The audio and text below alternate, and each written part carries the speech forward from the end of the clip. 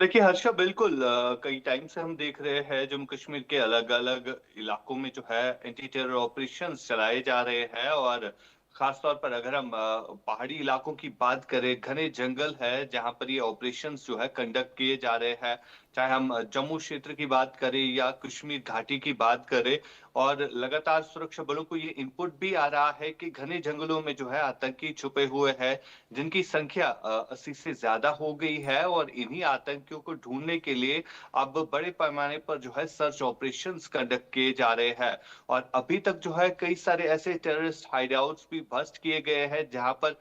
काफ़ी ज़्यादा हथियारों का ज़खीरा भी मिला है और कहीं न कहीं ये सुरक्षा बलों के लिए एक बड़ी सफलताएँ भी सामने आ रही है। और इसके अलावा अगर हम बात करें घाटी के लाइन ऑफ कंट्रोल एरियाज़ में भी चौकसी जो है काफ़ी ज़्यादा बढ़ा दी गई है। क्योंकि ये भी इनपुट आ रहा है कि 120 के करीब आतंकी जो है टेरर लॉन्चिंग पैड्स पर मौजूद है, जो इसी फिराक में रहते हैं कि कब उनको मौका मिले वो घुसपैठ करने में सफल हो जाए। लेकिन तमाम तर कोशिशें जो है उनको नाकाम बना दिया जा रहा है और कई सारे ऐसे सीज़ फायर वायलेशन इंसिडेंट्स भी हमने देखे, चाहे हम कुपवाड़ा लाइन ऑफ कंट्रोल की बात करें या उरी सेक्टर की बात करें, तो इन तमाम तर कोशिशों का मकसद यही रहता है कि ज़्यादा से ज़्यादा आतंकी जो है घाटी में धकेल दिए जाए और फिलहाल जिस तरह से भारतीय सेना उसका मुंहतोड़ जवाब देती आ रही है, लेकिन एलओसी के करीब कई सारी संदिग्ध गतिविधियां भी जो है बढ़ गई है, जिसके चलते एलओसी के इलाकों में भी इस समय सर्च ऑपरेशन जो है वो कंडक्ट किया जा रहा है। मकसद यही है जो भी आतंकी संगठन है, चाहे लश्कर है, चाहे जैश है, सिर्फ मकसद ये होता है कि घाटी में ज़्यादा से ज़्यादा आतंकी गतिविधियों को बढ़ाना और यहाँ पर अशांति को जो है फैलाना, जिस तरह से पहलगाम में आतंकी घटना को अंजाम दिया गया था और यही कोशिश जो है लगातार की जा रही है, लेकिन इन तमाम तर कोशिशों को सुरक्षा बल जो है, वो विफल बना रहे हैं। हर्षा।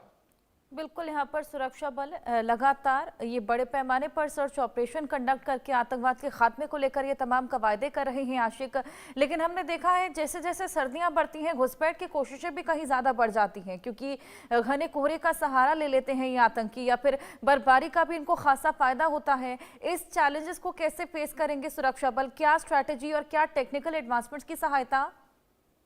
देखिए बिल्कुल जिस तरह का मौसम इस समय घाटी में बना हुआ है, काफ़ी सर्दियाँ है और सुबह-शाम जो है काफ़ी ज़्यादा धुंध छाई रहती है और इसी धुंध का फ़ायदा जो है ये आतंकी ज़्यादा से ज़्यादा उठाने की कोशिश भी कर रहे हैं और बर्फ़ पड़ने से पहले एक स्पेसिफ़िक टारगेट रहता है इनका, क्योंकि बर्फ़ के बाद जो है इन्फिल्ट्रेशन नहीं होती है और यही रीज़न है कि लगातार इस तरह के प्रयास जो है एलओसी एरियाज़ में देखने को मिल रहे हैं। लेकिन जिस तरह से सुरक्षा बल जो है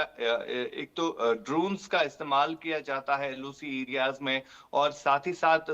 थर्मल इमेजिंग और जो आधुनिक हथियार भारतीय सेना के पास आए हैं, तो उनकी मदद से भी कहीं न कहीं ये इन्फिल्ट्रेशन जो है नहीं होती है और काफ़ी टेक्निकल एडवांसमेंट जो है वो इस समय एलओसी एरियाज में देखने को मिल रही है। फिलहाल लगातार आतंकी जो है एक तरफ से घुसपैठ की कोशिशें कर रहे हैं, तो लेकिन दूसरी तरफ अगर देखा जाए तो इन तमाम तर कोशिशों को सुरक्षा बल जो है विफल बना रहे हैं और साथ ही साथ जो ऑपरेशन इस समय घाटी में चलाए जा रहे हैं, चाहे हम दक्षिणी कश्मीर की बात करें या बिल्कुल। उत्तरी कश्मीर की बात करें और साथ ही साथ जम्मू के इलाकों में जो ऑपरेशंस कंडक्ट किए जा रहे हैं, तो वहां पर भी ड्रोन्स और